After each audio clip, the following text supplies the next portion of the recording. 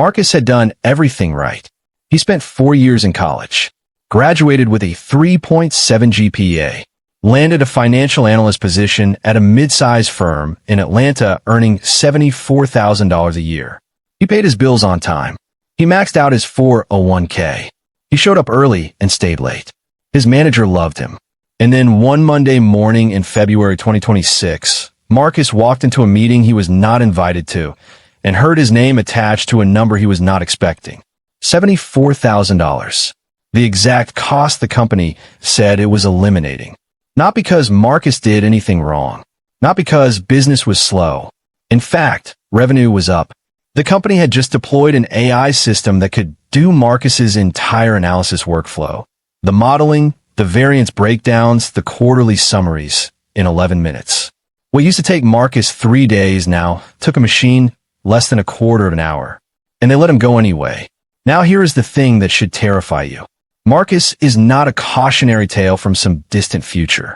Marcus is a real pattern playing out right now in real companies across real industries. And the people being replaced have no idea it is coming until the meeting is already scheduled. A brand new report dropped just this week from Anthropic, one of the biggest AI companies in the world. And what it revealed should be the wake-up call every working adult and every business owner needs to hear in 2026. So today, I'm going to break down exactly what that report says, who is most at risk, and the specific moves you need to make right now, before your industry gets to where Marcus already is. Stay with me, because what I am about to show you in the next few minutes could be the most financially important thing you watch this year. Let me give you the real numbers first, because this is where most people check out. They think this is tech industry noise. It is not. In just the first 2 months of 2026 alone, over 30,700 job losses were recorded in technology companies. That sounds like a tech problem, right? Keep listening. In 2025, approximately 245,000 total tech layoffs occurred, with a significant portion, roughly 22%, publicly tied to AI-driven restructuring. Not company restructuring. Not budget cuts. Amazon eliminated over 16,000 roles tied to AI-driven restructuring. Salesforce wiped out 4,000 support positions after AI handled half their customer queries overnight. Dow Chemical automated away 4,500 jobs. And here is the part that does not make the headlines. These companies reported record profits at the same time they were letting people go. Read that again. Record profits. Fewer employees. That is the new math. Think about what that means for you. Historically, layoffs followed recessions. Companies cut people when money got tight. But that is not what is happening in 2026. Layoffs are now happening during boom times. Not because a company is struggling, but because a $20 a month AI subscription can replace a $74,000 a year salary. The math is not emotional. It is arithmetic, and businesses follow arithmetic. Now I know what you might be thinking. MIMS, this is a tech thing. I'm not in tech. I am in finance or law or management, or I run my own business. I hear you. And that is exactly why what I am about to show you in the next section is the thing most people get completely wrong about this wave. Because here's what the old automation story got wrong, and what makes 2026 completely different. Every other wave of automation went after the bottom. Factories, assembly lines, cashiers, warehouse workers, blue-collar roles. This time the wave went upstream. It skipped the floor and walked straight into the office. It put on a tie, and it is coming for the people who thought they were safe.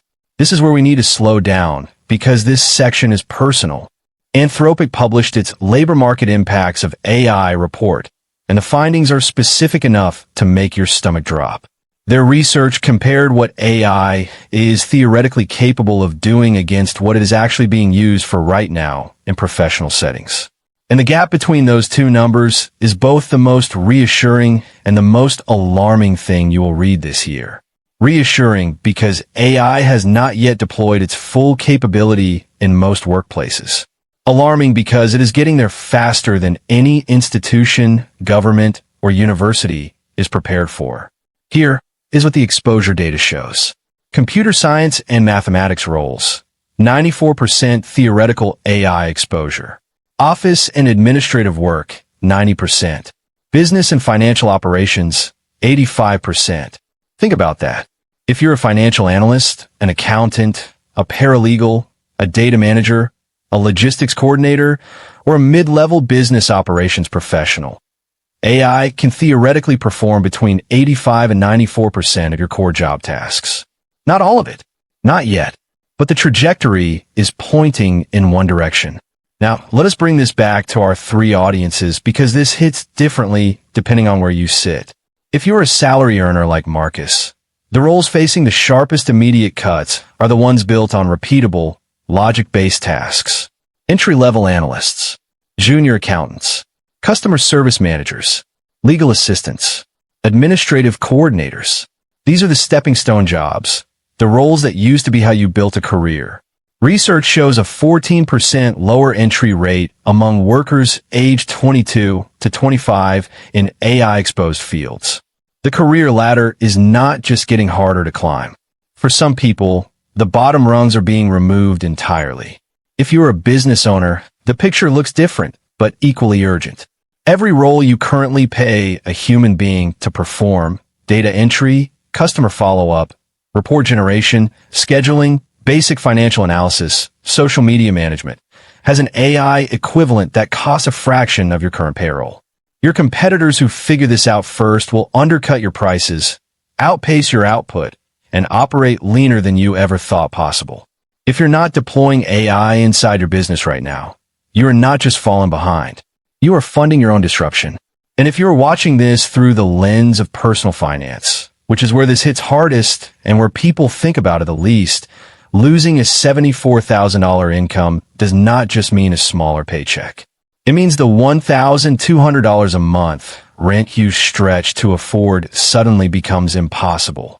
It means the $380 car note hits differently when the direct deposit stops. It means the $11,400 in credit card debt your household was slowly chipping away and starts compounding the wrong direction overnight.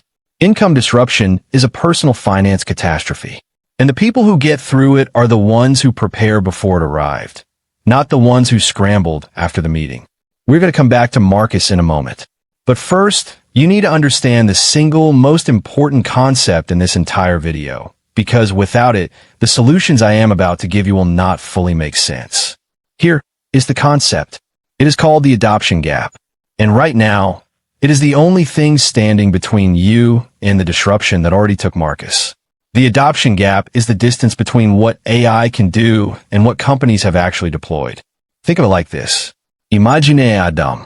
On one side is an enormous reservoir, billions of dollars of AI capability, trained models, automation pipelines, tools that can perform the work of entire departments. On the other side is your company, your industry, your job. The dam is holding. For now. But it is cracking.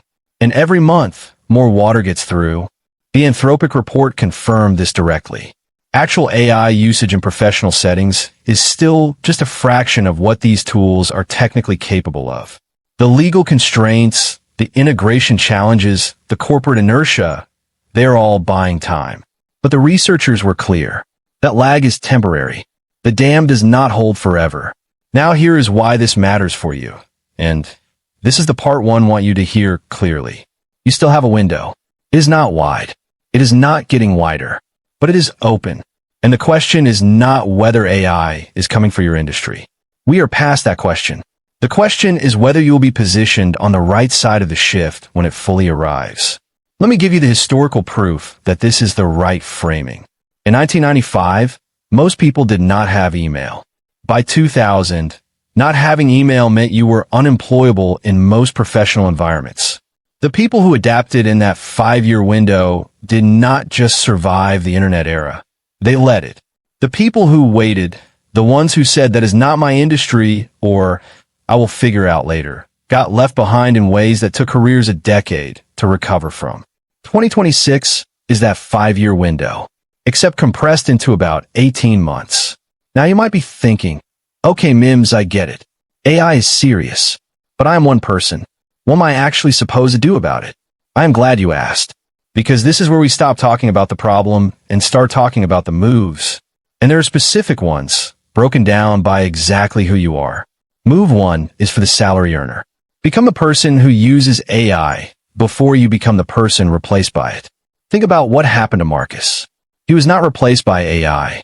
He was replaced by a company that found an AI tool and had no one internally championing how to use it responsibly.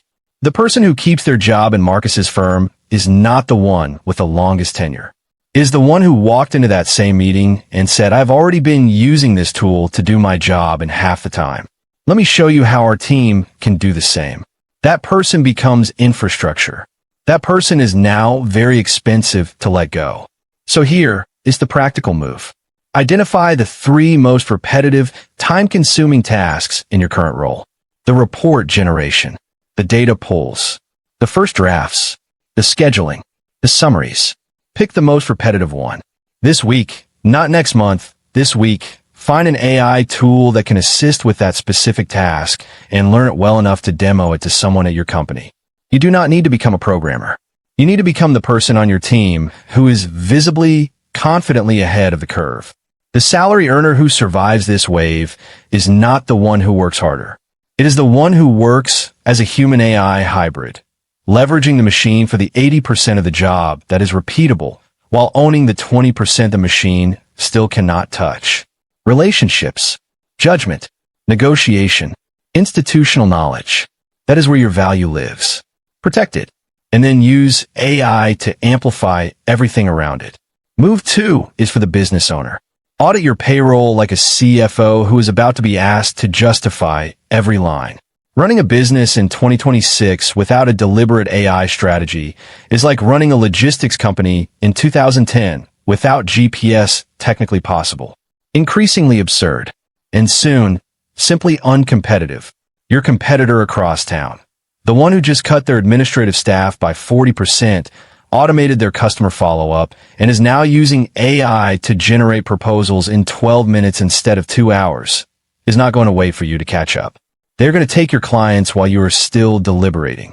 The specific move here is a role-by-role audit. Open a spreadsheet. List every role in your business. For each one, ask one question. What percentage of this person's weekly tasks are repeatable and logic-based? Anything above 60% has a meaningful AI exposure.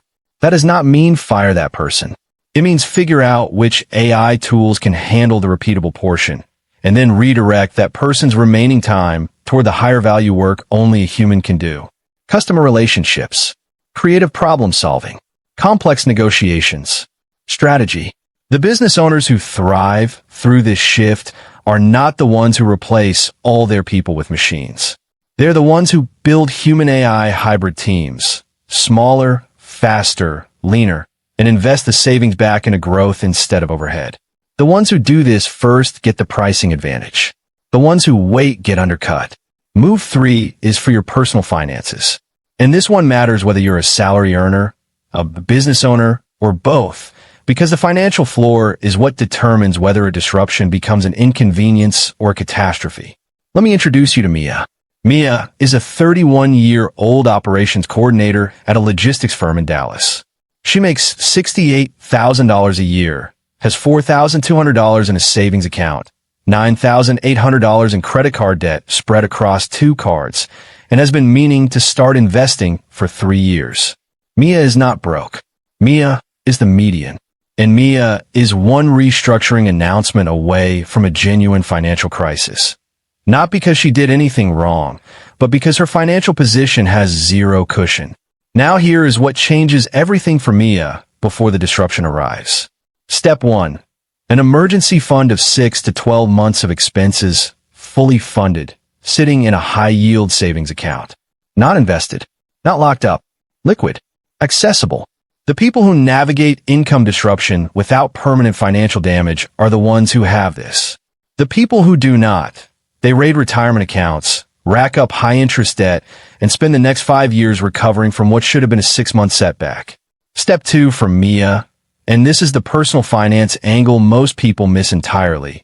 Diversify your income before you need to. Not after. Before.